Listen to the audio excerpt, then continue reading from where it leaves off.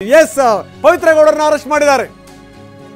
ಪವಿತ್ರ ಮತ್ತೆ ಬಂಧನಕ್ಕೊಳಗಾಗಿದ್ದಾರೆ. ಸುಪ್ರೀಂನಲ್ಲಿ ಜಾಮೀನು ರದ್ದು ಹಿನ್ನೆಲೆಯಲ್ಲಿ ಆಕೆ ಅರೆಸ್ಟ್. ಪವಿತ್ರ ಗೌಡ ಅವರನ್ನ ಬಂಧಿಸಿದ್ದಾರೆ ಆರ್ ನಗರ ಪೊಲೀಸರು. ಸ್ಥಳಕ್ಕೆ ಈಗಾಗಲೇ ಇನ್ಸ್ಪೆಕ್ಟರ್ ಬಂದಿದ್ದರು ಜಗದೀಶ್, ಜೊತೆಗೆ ಮಹಿಳಾ ಪೊಲೀಸರು ಕೂಡ ಬಂದಿದ್ರು. ಪವಿತ್ರ ಗೌಡ ಅವರನ್ನ ಪೊಲೀಸರು ಬಂಧಿಸಿದ್ದಾರೆ.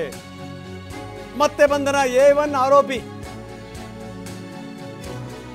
ರೇಣುಕಾಸ್ವಾಮಿ ಕೊಲೆ ಪ್ರಕರಣದ A1 ಆರೋಪಿ ಪವಿತ್ರ ಗೌಡ ಮತ್ತೆ ಪೊಲೀಸರ ಅತಿಥಿ. ಈಗ ಆಕೆಯನ್ನು ಕರ್ಕೊಂಡೋಗಿ ಕೋರ್ಟಿಗೆ ಸಬ್ಮಿಟ್ ಮಾಡ್ತಾರೆ. A1 ಆಯ್ತು. ಯಾವುದೇ ಕ್ಷಣದಲ್ಲಿ ದರ್ಶನ್ ಅವ್ರನ್ನೂ ಕೂಡ ವಶಕ್ಕೆ ಹೊಡಿಬಹುದು. ದರ್ಶನ್ ಎಲ್ಲಿದ್ದಾರೆ ಅಂತ ಗೊತ್ತಿಲ್ಲ. ಅವರೇ ನೇರವಾಗಿ ಬಂದು ಹಾಜರಾಗಬಹುದು ಯಾವುದೇ ಕ್ಷಣದಲ್ಲಿ. ಇನ್ನೊಂದು ಕಡೆಗೆ ಚಿತ್ರದುರ್ಗದಿಂದ ನಾವು ತೋರಿಸ್ತಾ ಇದ್ವಿ, ಜಗದೀಶ್ ಮನೆಯಿಂದ ಹೊರಟ. ಇನ್ನೊಂದು ಕಡೆಗೆ ಅನು, ಆ ಥರದ್ದು ಕೂಡ ಅದೇ ಸ್ಥಿತಿ. ಪವಿತ್ರ ಗೌಡ ಮತ್ತೊಮ್ಮೆ ಅರೆಸ್ಟ್.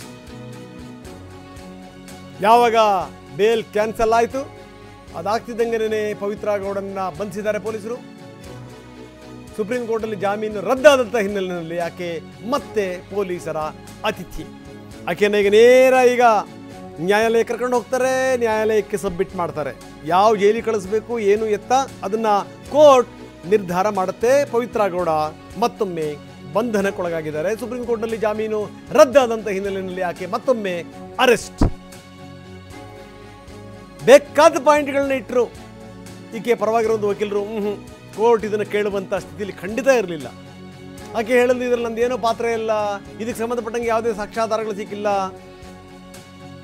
ಯಾವುದು ಸಾಕ್ಷ್ಯಗಳೂ ಕೂಡ ಇಲ್ಲ, ನನಗೆ ವಯಸ್ಸಿಗೆ ಬಂದಂಥ ಮಗಳಿದ್ದಾಳೆ, ನನಗೆ ಜವಾಬ್ದಾರಿ ಇದೆ, ಹೀಗಾಗಿ ದಯವಿಟ್ಟು ಯಾವುದೇ ಕಾರಣಕ್ಕೂ ಅರೆಸ್ಟ್ ಮಾಡಬೇಡಿ, ಈ ಯಾವುದೇ ಕಾರಣಕ್ಕೂ ಬೇಲ್ನ ಕ್ಯಾನ್ಸಲ್ ಮಾಡಬೇಡಿ. ಯಾವುದು ಕೂಡ ಕೇಳುವಂಥವ್ರು ಯಾರೂ ಇರಲಿಲ್ಲ. ನೋಡಿ, ಕೆಲವು ಕಾಯುವಿಕೆಗಳು ದೈವದ ರಕ್ಷಣೆ, ನನ್ನ ಆಯ್ಕೆ ತಾಳ್ಮೆ ಅಂತ ಪವಿತ್ರ ಪೋಸ್ಟ್ ಮಾಡಿರೋದು. ಅವರೊಂದು ಲೆಕ್ಕದಲ್ಲಿ ಪವಿತ್ರ ಈ ಪೋಸ್ಟ್ ಮಾಸ್ಟರ್. ಬೆಳಗ್ಗೆನೂ ಕೂಡ ಹಲವಾರು ಪೋಸ್ಟ್ಗಳನ್ನ ಹಾಕಿದ್ರು ಆಕೆ. ಸತ್ಯಕ್ಕೆ ನ್ಯಾಯ ಸಿಗುತ್ತೆ, ಸತ್ಯಕ್ಕೆ ಜಯ ಸಿಗುತ್ತೆ.